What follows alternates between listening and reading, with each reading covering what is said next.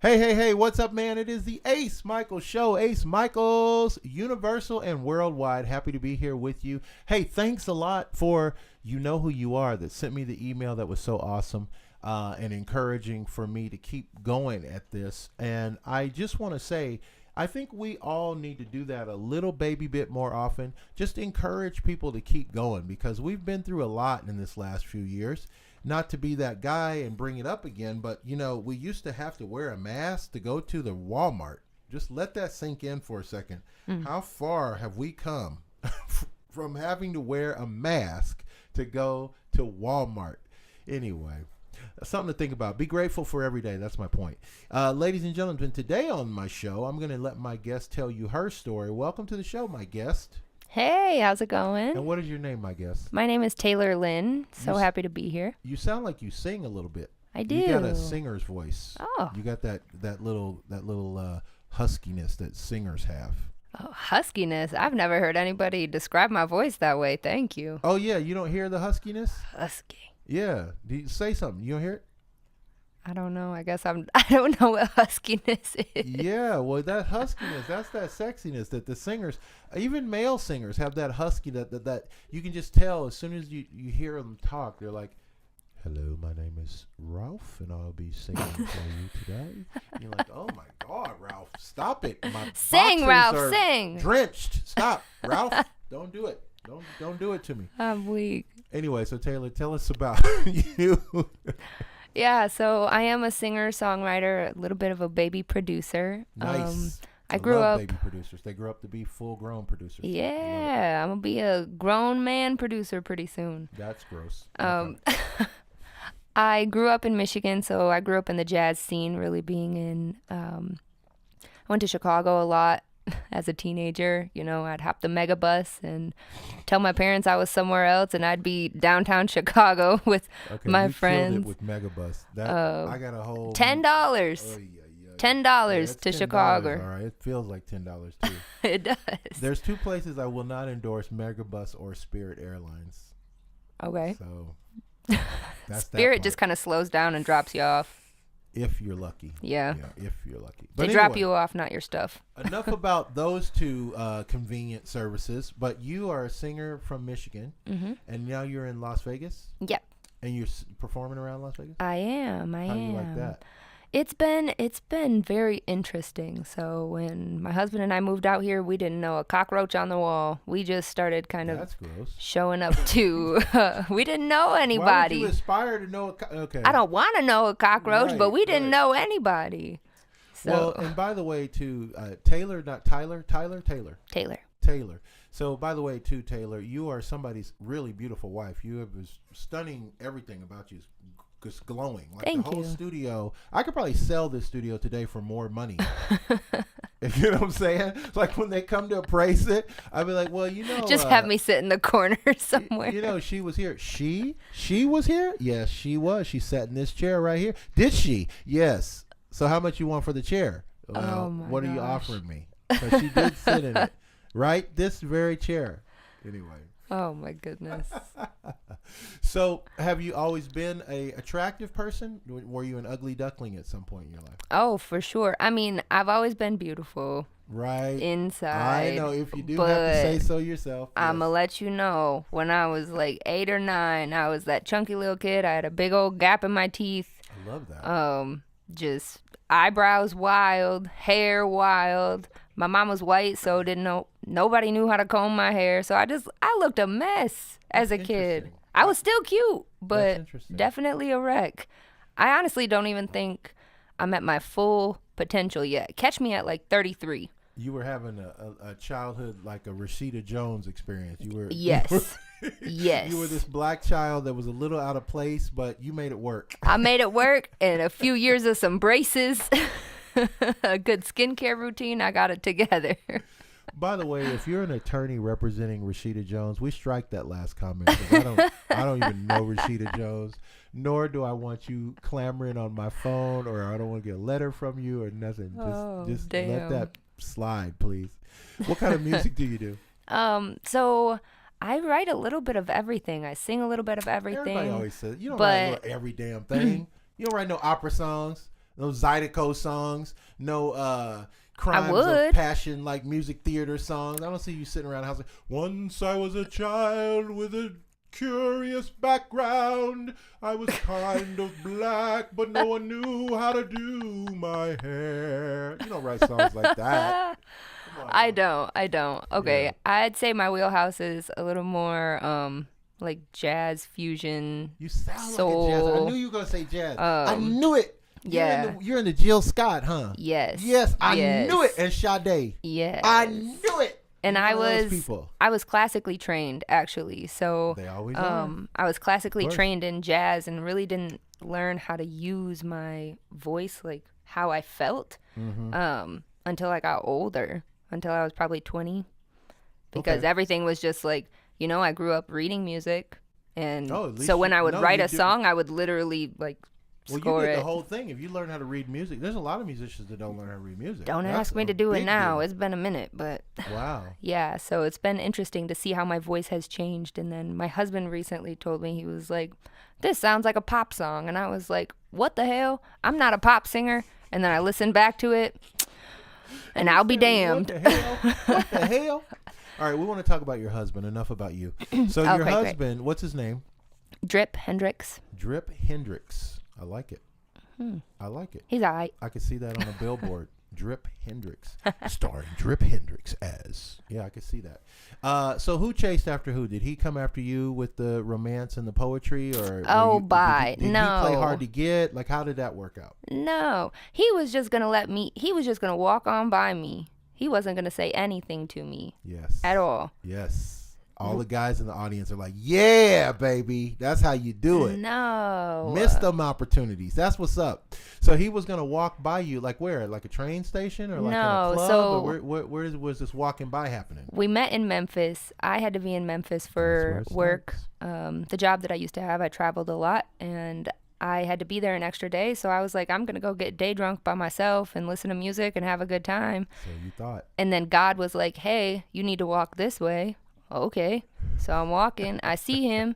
I'm like, whoa, what is this? No, I've seen him too. He's a I'm- good-looking guy. He's a good-looking piece of chicken. that He's guy. he Yeah. is a good piece of man right there. Yeah. So you saw him and you knew instantly. You were like, "Whoa!" Yeah. And But he wasn't letting on a whoa to you. I mean, our souls connected as crazy as it sounds. As soon as we locked eyes, Of it was like, course. okay, this is it. But he was getting off the stage because he was playing bass. He got off the stage, and I've never been somebody who's afraid to like, hey, I like you. Can I buy you a drink? I had to squeak words out to this man because he was finna just walk by me. Interesting. So I had to, But you know, hello. But you know, in that moment, he had what I call on the show. I like to call in a band cologne. Oh, my In a Lord. band cologne works every time I don't even smell that shit. and all the time. I do not even smell it. So, what was the very first thing he said to you? Do you remember, like the very first words, the very first sentence? What did he say? I want to know how he broke the ice. He just said, hey, back. Like, That's that was what I'm his talking very about. first word. Don't Amen, clap for player. that. Yes. Don't clap for that. Amen. Amen. Yes, that's how you do it. Listen, guys, take notes. That is how you do it. If you want to get a beautiful woman, you Just better not say act like hey. nope. You better not act like nothing is a big deal. You walk straight up to her. You be like, "Hey." That's it. But he didn't walk straight up to me. He was walking past. I had to say something to him. So he was like, "Hey." So you guys, you talked, and then you hit it off. Were you dating like right away after that, or was it a long time after that? Did you become friends first? No, we really just kind of, I Was don't it know. fire and passion? It was this unspoken, because I was living in Salt Lake City at the time and he was living in Memphis. So How did that work? You were like Exactly. in the land of the Lord, and he's like from the Not the land land of the of the freaking crossroads. Go down to you can sell your soul to the devil. Like what in the hell? How did you two hook up? That is nuts. That's literally so you couldn't literally be further apart. It is that crazy. Literally the way it works. Wow, that's is nuts. Okay, so you guys do eventually hit it off. right? I mean, we hit it off right then and there because he thought that because I just came into a bar by myself, I got a drink, sat down. He thought I was waiting on a boyfriend or Sure. friends or whatever. That's what we guys No, think. I'm just here. So, We guys we don't started. think you ever go anywhere alone. We think women don't. Come on, why would they go alone? We just always. I wouldn't go alone. She can't be alone. Right. So then you guys hit it up. So when did music come into play? Because you guys work on music together too, and sometimes he does a gig with you. Yeah. That takes stamina right there. So that we is a actually. strong relationship. The very first time we were on stage together was in Memphis, probably like 4 weeks Yes. after we met, maybe. Because I flew back to Salt Lake City and we started talking. I was like, hey, I got to come back to Memphis. Can I take you to dinner? He was like, you're not finna put me in the friend you zone. Like the assertive lady in this. Yes. You took the initiative. Right. All the ladies independent, throw your hands up at me. me. I love it. That's hot. That is hot. Hot, hot, hot. So we started kind of doing things, and then we decided, okay, this long distance stuff. We got married when we still lived in separate states, and Wow. I was like, this ain't working for me. Where are we going to move? Right. And it came down to here or Atlanta, and Thank God you moved here. if he picked Atlanta, he would have been by himself. Yeah, Atlanta would have been I don't I'll see you in a week, babe. No, Atlanta's a beautiful place. I don't dislike the southern states, but I hate all that southern history. Yeah. And I lived in Nashville, and I've been to Atlanta. I couldn't live there. I couldn't live in Georgia. And the traffic and just it's not for me. So No, not happening. we came out here. We started just going, honestly, to live gigs and just like introducing ourselves to people. Really him, we had the plan, like, because he plays a lot more instruments than me. He does more producing, all of that. It was like, all right, let's find some people. And we just kind of went from there. Does he ever try to producer talk to you? Like he try to get in your ear and be like, yeah, these decibels right here is like, and you're like, honey, just put some candles on and whisper romantically. I don't want to hear about freaking waveforms and comping tracks and Man, sometimes I do just be sitting there like, good job. But a lot of times, because we primarily work with Studio One. There's a lot of times if he's working on something, I'm like, hey, can I watch? Because I just like to learn, like the amount of knowledge that he brings.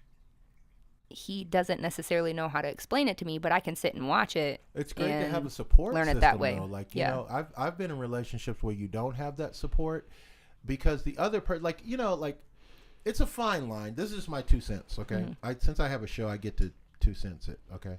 Yeah. So you get to 5 cents it. Well, I don't know if I get 5, but I do get 2. And the thing is, I think there's a fine line between working with someone that you're in a relationship with can be treacherous. It can be the end of everything, but it can, if you do it right, it can be the icing on the cake because your cake is nice and sweet. You got everything going there. Everything is working. And then you add that extra element where you guys can actually perform a gig together. Yeah. And or you can go in the studio together like John Lennon and Yoko or Paul McCartney and Linda McCartney or Beyonce and Jay-Z. That's pretty damn cool. Yeah. To have that dynamic if you can get there. Now, you guys have kids already? Nope, not yet. Good for you. Yeah. I'm actually scared for you guys to have kids. You're both too good looking. They're going to be amazing. Yeah, I don't know about them. Them kids going to be some heartbreakers. You got to be careful. They're going to be phenomenal. They're going to be the whole church band. You're going to be calling people's mama and be like, I'm sorry my daughter broke your son's heart, but he just ain't ready, dog. Right. I don't know what to tell you. My daughter is a queen and a goddess. Your son better step his game up. I don't know what to tell you. I know he's 7. Calm down. I'm just saying. You better teach your 7-year-old how to act. Your 7-year-old better come back with some game. That's all I'm saying. Oh my gosh, that's exactly it. When he gonna get a car? Because my daughter ain't gonna be walking to school. When he gonna get a car? What about a 401k? What you mean he ain't thinking about a 401k? Well, Not next. Let's see them TRWs while we at it, by the way, too. Anyway, okay, let's get back to music. That's why you're here. So you told me you're playing at the Taverna, which is one of the best places in Las Vegas, in my opinion. Yeah. Shout out to Taverna Costera. Shout out to Jeff. He's dope. Jeff's really awesome to work with, and we, both of us have been there in different capacities, working on the or working downstairs inside, and then also working at the rooftop. And it's just a great energy there, great vibes. The sound system is great. And yeah, it is. The lighting's cool. The too. lighting's really Upstairs, the lighting, cool. for sure. I don't know about downstairs. Upstairs, the lighting's cool.